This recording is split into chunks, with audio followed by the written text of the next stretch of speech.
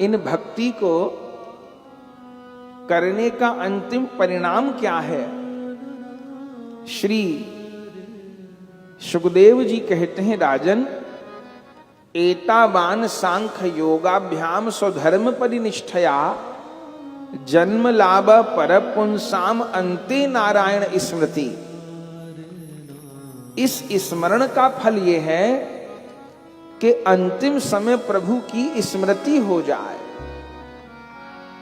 अंतिम समय की बड़ी महिमा है, बहुत महिमा है। शास्त्रों में कितना कितना वर्णन है। यदि अंतिम समय किसी को धन की स्मृति हो गई, मेरा इतना पैसा वहां है, मेरा उतना पैसा वहां है, उतना सोना वहां रखा है, इतना वहां रखा है, उसको कौन इस्तेमाल करेगा, ऐसी मन में प्रवृत्ति आ गई और शरीर छूट गया। अंतिम समय धन में आसक्ति चली गई और शरीर छूट गया, तो क्या होगा? तो अगले जन्म में सर्प की योनि प्राप्त होगी। बोले सांप की योनि क्यों मिलेगी? ये दंड नहीं है भगवान का। जैसे संसार में किसी को फांसी दी जाती है ना, तो उसकी आखिरी अभिलाषा पूरी की जाती है। वो ये कहे मुझे ये भोजन करना है, ये कपड़ा पहनना है, इससे मिलना है, ये पढ़ना है, ये देखना है, जो कहे तो अंतिम इच्छा पूरी की जाती है। ये नियम भगवान के दरबार में भी है। अब धन की इच्छा में शरीर छूट गया तो प्रभु क्या कहते हैं? भाई तुम 2-4 100-200 करोड़ के पीछे दुखी होते थे, और धरती के नीचे जितना धन गड़ा है वो सब तुम्हारे नाम किया। जो सांप होता है उसको ये पता होता है कि पृथ्वी में कहां धन गड़ा हुआ है, और वहीं वो कुंडली मार के बैठा रहता है, खुश होता रहता है कि मैं इतने धन के ऊपर बैठा हुआ हूं। तो धन में आसक्ति रह गई तो सर्प की योनि में जाना पड़ेगा। यदि जमीन में, भवन में, मकान में, इनमें आसक्ति रह गई तो प्रेत की योनि में जाना पड़ेगा। प्रभु का कहना है 100-200-500 गज जगह के पीछे बहुत दुखी थे। अब जितने खंडर हैं दुनिया के वो सब तुम्हारे नाम की है। अगर जमीन में सुख है तो ये भोग के देख लो। अंतिम समय यदि संतान में मन रह गया, मेरा बेटा, मेरी बेटी, मेरे नाती, मेरे जन, तो अगले जन्म में सूकर कूकर की योनि प्राप्त होगी। प्रभु कहते हैं तुमको 2-4 संतान में इतना प्रेम था, अरे सूकरी कुकरी के तो कितनी संतान होती है। तो संतान को प्रेम करके देख लो, यदि इससे मन लगता हो तो। यदि अंतिम समय स्त्री पुरुष में आसक्ति हो गई तो अगले जन्म में वैश्या का शरीर प्राप्त होगा। तो कहां कहां आसक्ति होने से कहां कहां जीव की गति होगी, इसका वर्णन है। भगवान श्रीमद् भगवद गीता में भी कहते हैं, यम यम व्यापी स्मरण भावम तजतन्ते कलेवरम तम तमे वैति कौन्तेय सदा तद्भाव भावित। हे अर्जुन, जो जिस भाव का स्मरण करते शरीर त्यागता है, उस भाव से विभावित होने के कारण उसी योनि को प्राप्त करता है। मैं उसको वही योनि प्राप्त करवाता हूं। तो क्यों अपनी दुर्गति की जाए? क्यों नाग बने, क्यों प्रेत बने, क्यों शूकर कूकर बने? और यदि अंतिम समय भगवान नाम की स्मृति हो जाए, आहा, श्री कृष्ण की स्मृति हो जाए, अरे वृंदावन धाम की स्मृति हो जाए, गुरु संतों की स्मृति हो जाए, अरे जो भागवत जी श्रवण कर रहे हैं इनकी स्मृति हो जाए। कभी भागवत जी हुई थी हमने ऐसा सुना, भागवत जी की स्मृति हो जाए, ग्रंथ की, गुरु की, गोविंद की, गैया की, धाम की स्मृति हो जाए तो आहा, नाम लेने से तर जाएगा, नाम लेने से तर जाएगा, नाम लेने से तर जाएगा, नाम लेने से तर जाएगा, पार भव से उतर जाएगा, पार भव से उतर जाएगा, बड़ी मुश्किल से नर तन मिला, बड़ी मुश्किल से नर तन मिला, बड़ी मुश्किल से नर तन मिला, बड़ी मुश्किल से नर तन मिला, जान फिर तू किधर जाएगा, जान फिर तू किधर जाएगा, नाम लेने से तर जाएगा, नाम लेने से तर जाएगा, होगी घर घर में चर्चा तेरी, होगी घर घर में चर्चा तेरी, होगी घर घर में चर्चा तेरी, होगी घर घर में चर्चा तेरी, जिस गली से गुजर जाएगा, जिस गली से गुजर जाएगा, नाम लेने से तर जाएगा, नाम लेने से तर जाएगा, पार भव से उतर जाएगा, पार भव से उतर जाएगा, सब कहेंगे कहानी तेरी, सब कहेंगे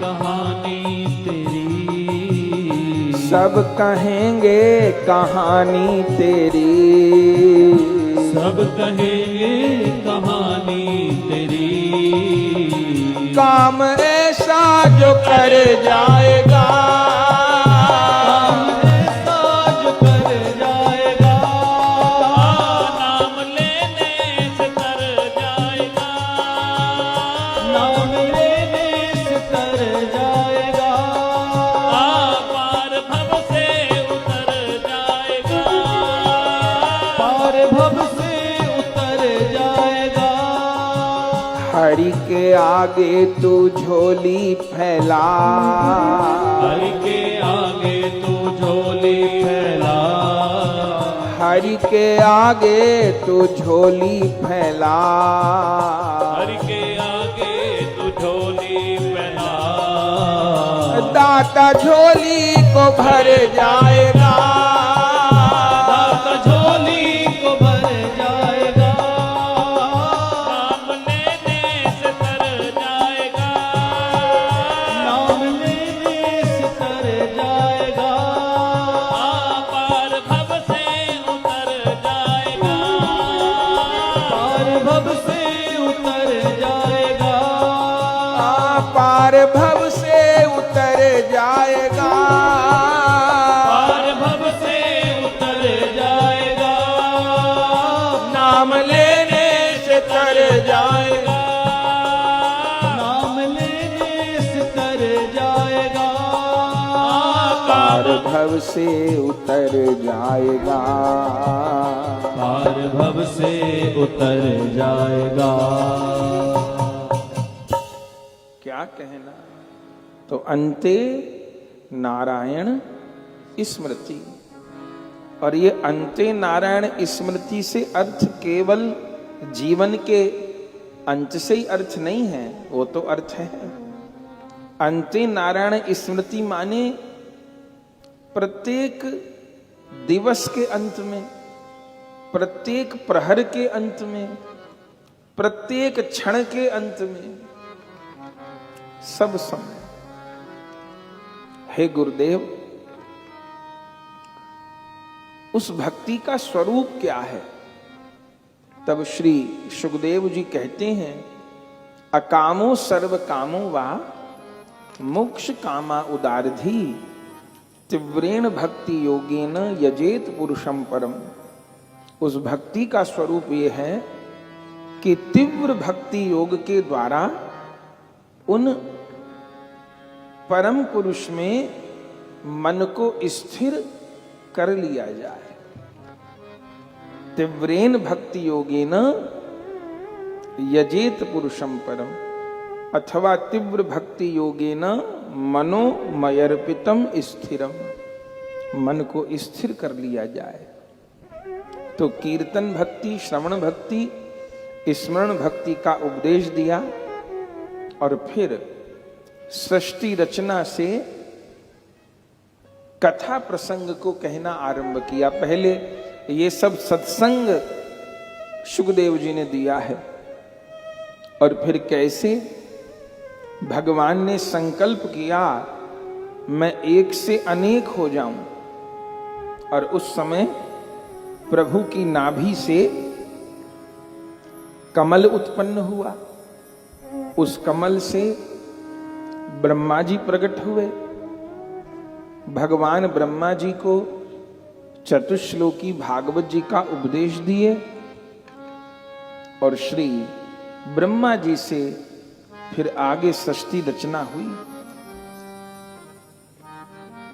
ब्रह्मा जी ने भगवान को प्रार्थना की, प्रभु अभी तो मेरे द्वारा सृष्टि हो रही है, सनकादिक भगवान फिर 10 ऋषि लोग प्रकट हुए, कुछ ऐसा करिए कि अपने आप मैथुनी सृष्टि के द्वारा जीवों की उत्पत्ति हो।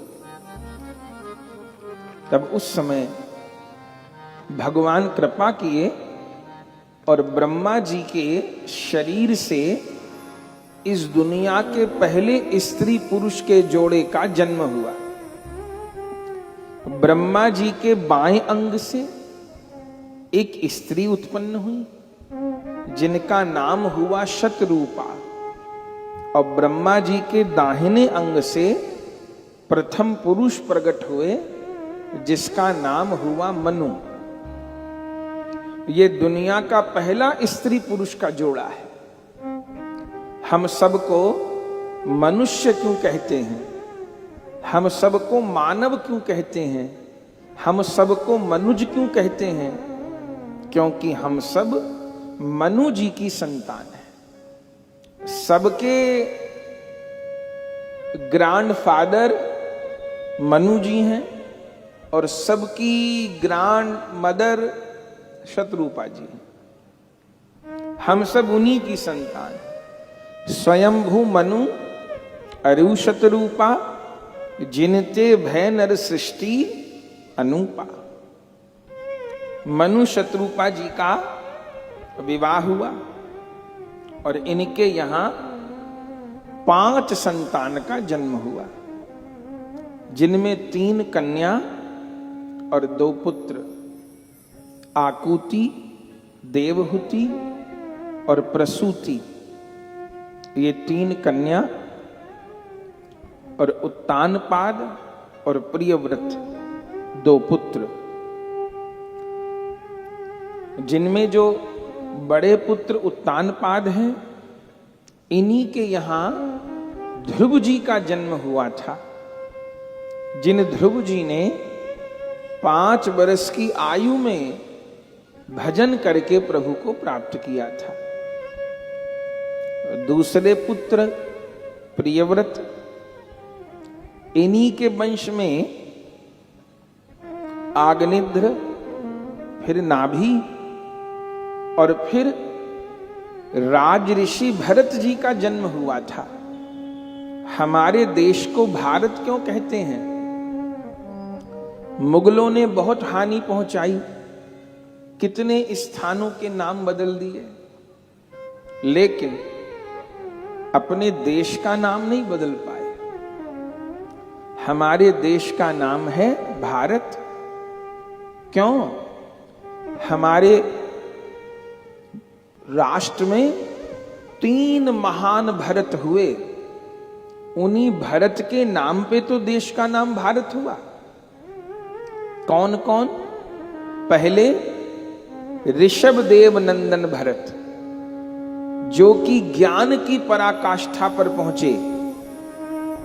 दूसरे ऋषभ श्री दुष्यंत शकुंतला नंदन भरत, जो कि पराक्रम की पराकाष्ठा पर पहुंचे। और तीसरे दशरथ नंदन भरत, जो प्रेम की पराकाष्ठा पर पहुंचे। इन्हीं महापुरुषों के नाम से हमारे देश का नाम भारत है।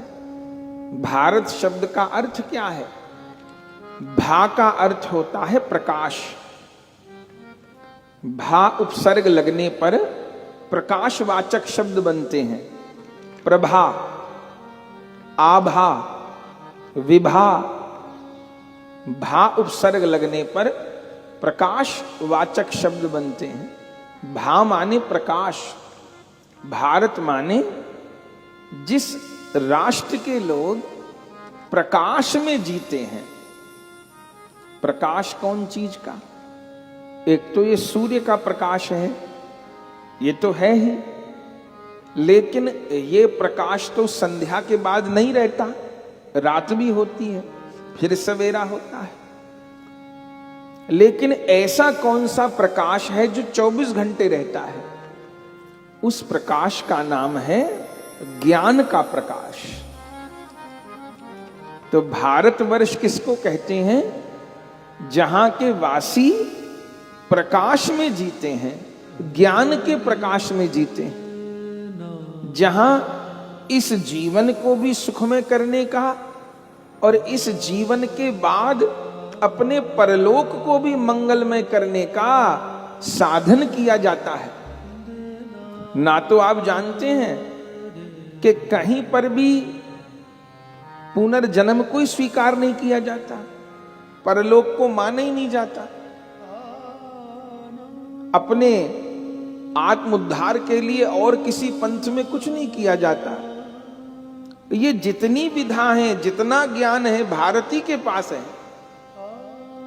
जो प्रकाश में जिए सो भारत।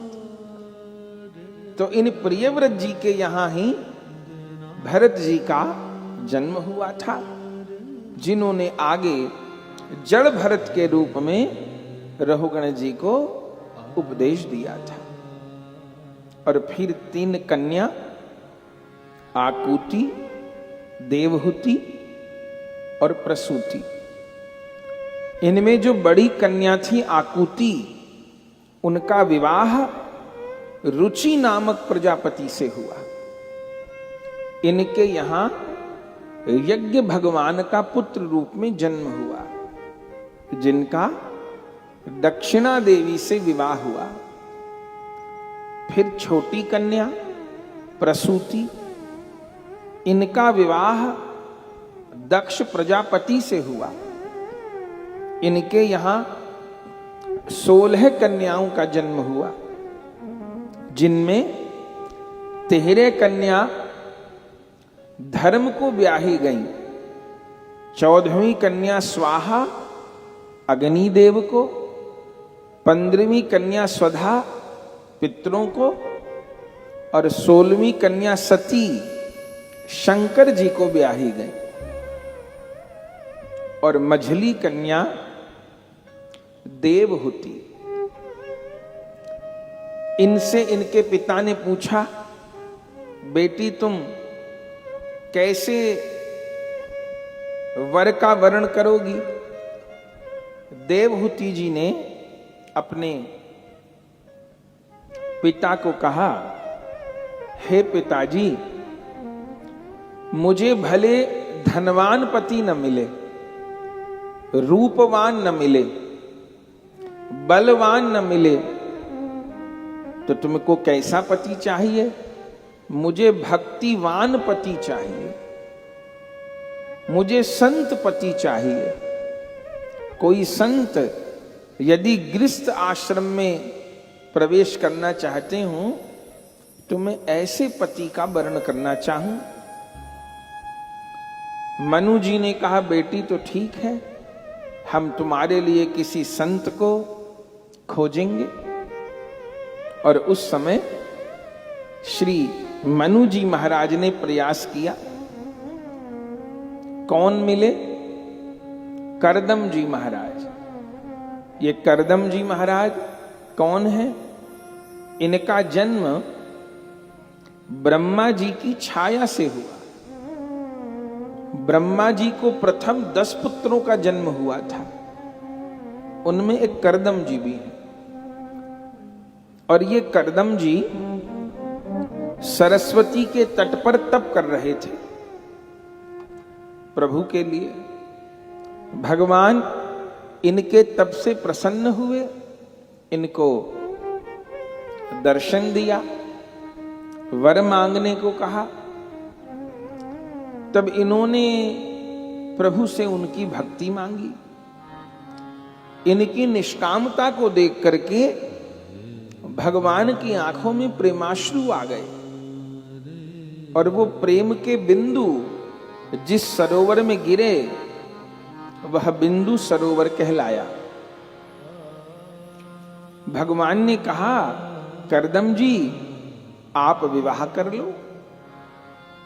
करदम जी ने कहा, प्रभु विवाह कर ले? बोले हाँ।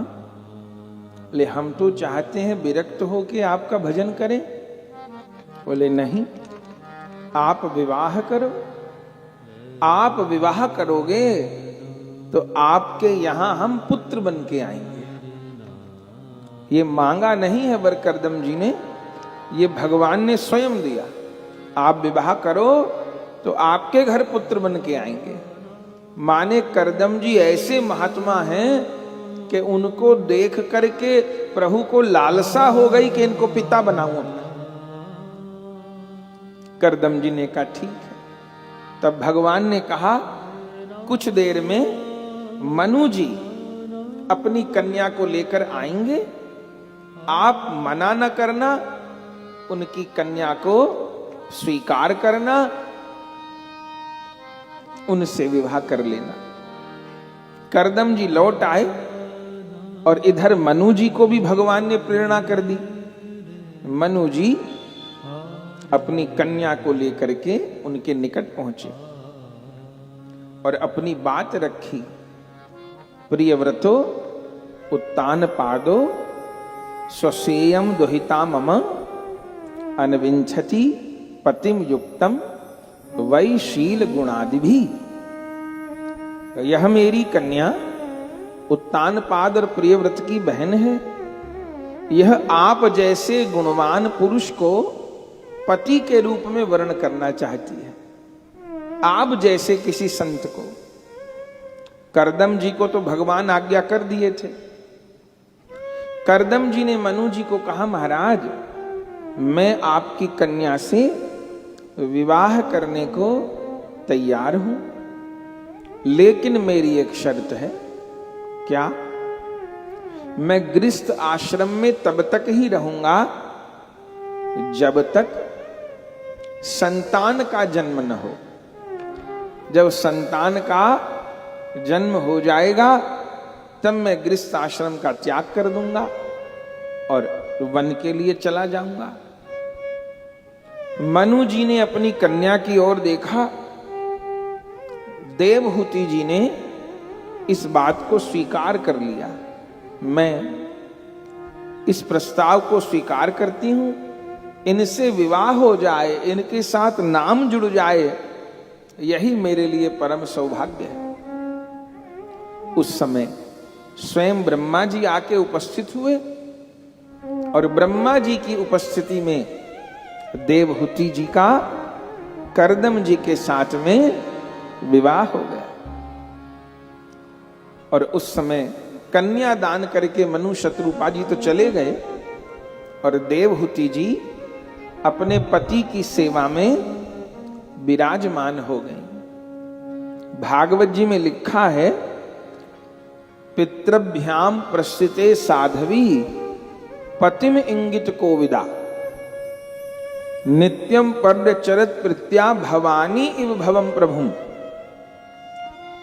बोले देवहूति जी कैसी पत्नी हुई?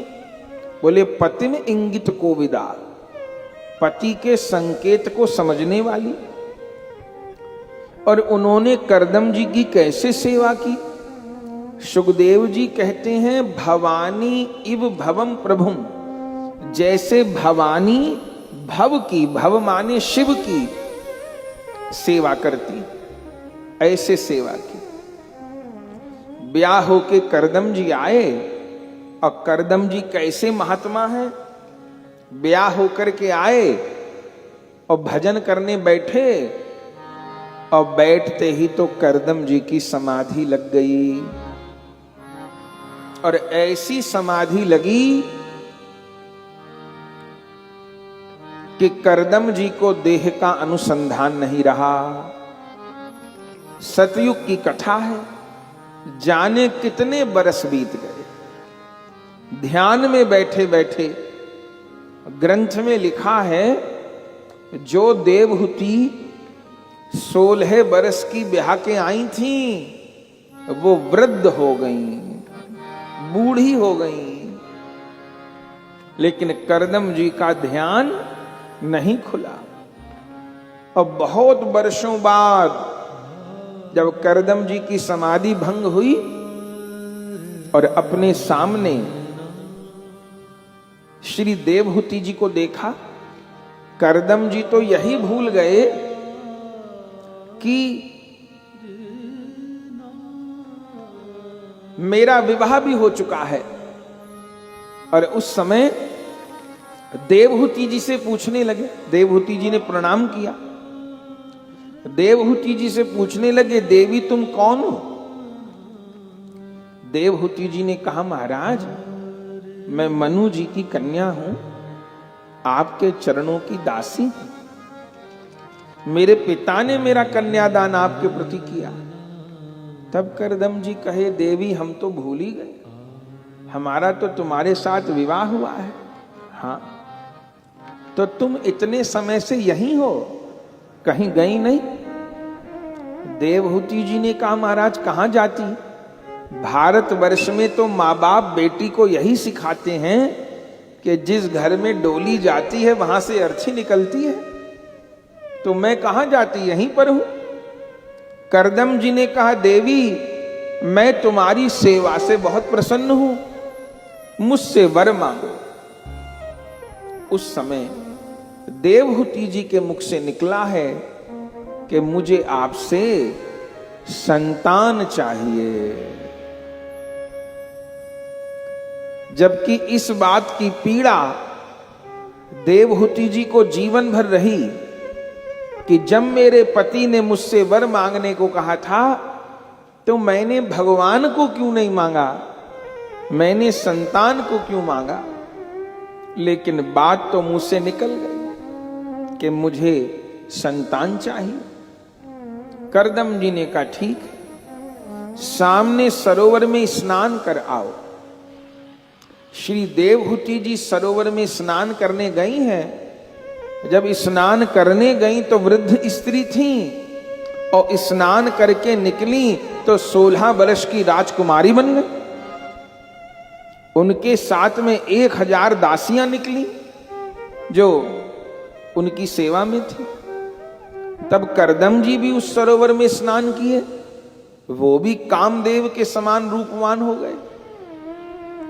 और फिर करदम जी अपने तपोबल से एक विमान प्रकट किए। वो विमान ऐसा था कि उसमें सारी सुविधाएं थी, माने उड़ता हुआ एक महल।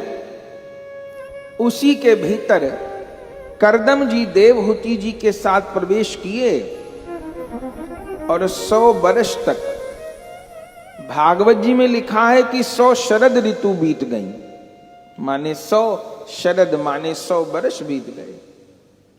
विहार होता रहा और उस अंतराल में देवहूति जी ने 9 कन्याओं को जन्म दिया। ये 9 कन्याएं कौन है? ऐसी ऐसी बेटियों ने जन्म लिया कि एक एक बेटी पूरे जगत को पवित्र कर दे। श्री राम की गुरु माता अरुंधति जी, जिनका वशिष्ठ जी से विवाह हुआ, वे किसकी बेटी हैं? वो इन्हीं करदम जी और देवहूति जी की बेटी है। अरे संसार की सबसे बड़ी पतिव्रता देवी अनुसुईया जी, जिनका विवाह अत्रि जी से हुआ, चित्रकूट में जिन अनुसुईया जी का स्थान है, भगवान श्री राम भी गए थे उनके आश्रम में। वो देवी अनुसुईया जिन्होंने ब्रह्मा विष्णु महेश को दूध पीता बालक बना लिया था, वो अनुसुईया जी किनकी बेटी हैं? करदम जी और देवहूति जी की। तो ऐसी ऐसी 9 कन्याओं का जन्म हुआ। अब बेटियों का जन्म हो गया, विमान को लौटा लाए करदम जी, और क्या बोले देवहूति जी से? देवी अब मैं चला, मैंने तो कहा था गृहस्थ में तभी तक रहूंगा जब तक संतान का जन्म न हो, अब मैं चला। देवहूति जी रोने लगी, प्रभु इन 9 कन्याओं का मैं विवाह कैसे करूंगी, इनका पालन कैसे करूंगी? मुझे अपना वचन याद है, मैं आपको रोकूंगी नहीं, लेकिन इन बेटियों का कन्यादान तो करके जाना। मैं कहां पर ढूंढूंगी इन बेटियों के लिए? तब करदम जी रुक गए। उनको एक बात और ध्यान आई कि भगवान ने कहा मैं पुत्र बन के आऊंगा, तो अभी प्रभु आए नहीं। तो करदम जी रुक गए। धीरे धीरे 9 कन्याएं बड़ी हुई हैं। देवहूति जी करदम जी को कहती थी, महाराज इनके लिए वर देखिए। करदम जी ने कहा, देवी मैंने भगवान की आज्ञा से ही विवाह किया है, अब योग क्षेम का वहन वही करेंगे, चिंता न कर। एक दिन ब्रह्मा जी आए 9 ऋषियों को लेकर, और 9 की 9 बेटियों का एक ही दिन विवाह हो गया। 9 की 9 कन्याएं 9 ऋषियों को ब्याह दी गई। और अब शुभ समय में भागवत जी में लिखा है, तस्याम बहुतिथे काले भगवान मधुसूदन कार्दमं वीर्यमापन्नो यज्ञे गनिरिव दारुणी। बहुत समय बीतने पर श्री देवहूति जी ने गर्भ धारण किया, और इस बार करदम जी के कार्दमं वीर्यमापन्नो यज्ञे गनिरिव दारुणी, भगवान ही देवहूति जी के भीतर आकर के विराजमान हुए हैं। और जैसे लकड़ी से अग्नि प्रकट होती है, ऐसे शुभ समय में श्री देवहूति मैया से कौन प्रकट हो रहे हैं? कहिए, श्री कपिल देव भगवान की जय हो, करदम जी महाराज की जय हो, देवहूति मैया की जय हो। श्री कपिल भगवान प्रकट हुए, देवताओं ने फूल बरसाए, उत्सव मनाया। जय देवहूति करदम नंदन, जय कपिल देव नारायण, जय देवहूति करदम नंदन, जय कपिल देव नारायण। जय देवहूति करदम नंदन, जय कपिल देव नारायण। जय देवहूति करदम नंदन, जय कपिल देव नारायण। जय कपिल देव नारायण, जय कपिल देव नारायण। जय कपिल देव नारायण, जय नारायण जय अद्भुत ज्ञान प्रदायन जय कपिल देव नारायण जय अद्भुत ज्ञान प्रदायन जय कपिल देव नारायण जय देवहूति कर दम नंदन जय कपिल देव नारायण जय देवहूति कर दम नंदन जय कपिल देव नारायण जय देवहूति कर दम नंदन जय कपिल देव नारायण जय देवहूति कर दम नंदन जय कपिल देव नारायण जय अगतिन के गतिदायन जय दिन के गतिदायन जय अगतिन के गतिदायन जय दिन के गतिदायन जय प्रेमा भक्ति परायण जय प्रेमा भक्ति परायण जय प्रेमा भक्ति परायण जय प्रेमा भक्ति परायण जय देवहूति कर दम नंदन जय कपिल देव नारायण जय देवहूति कर दम नंदन जय कपिल देव नारायण जय देवहूति कर दम नंदन जय कपिल देव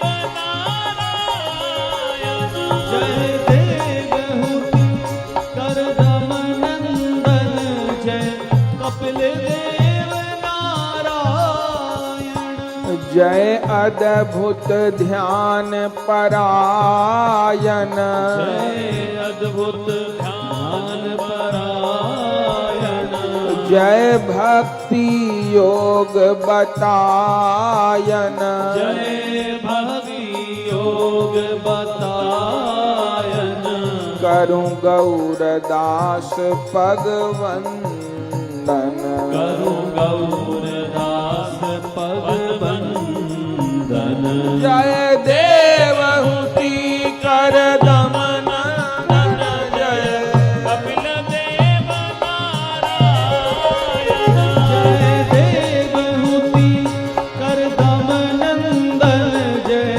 कपिल देव नारायण जय कपिल देव नारायण कपिल देव नारायण जय कपिल देव नारायण जय कपिल देव नारायण जय देवहूति कर दम नंदन जय कपिल देव नारायण जय कपिल देव नारायण जय कपिल देव नारायण